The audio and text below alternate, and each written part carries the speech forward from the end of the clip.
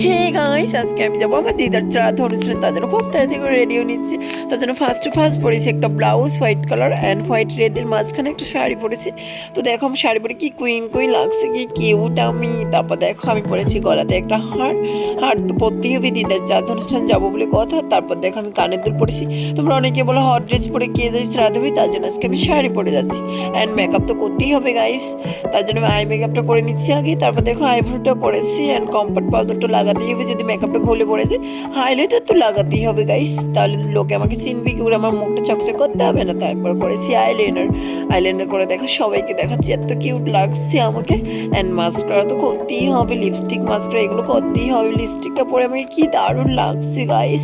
লাল টিপ একটা পরে নিয়েছি অ্যান্ড খোপাতে পরেছি সাদা ফুল, নাকে একটা নথ পরে নিয়েছি অ্যান্ড কপালে টিকলি। তারপর দেখো হাতে আমি শাখা পলা পরে নিচ্ছি গাইস। ওদিকে শাড়িটা খুলে যাচ্ছে, ওটা তোমরা ইগনোর করো। অ্যান্ড মেকআপ ফিক্সার দিয়ে মেকআপটা কমপ্লিট করলাম। তারপর দেখো আমি ভালো করে রেডি হয়েছি। Tata, bye bye.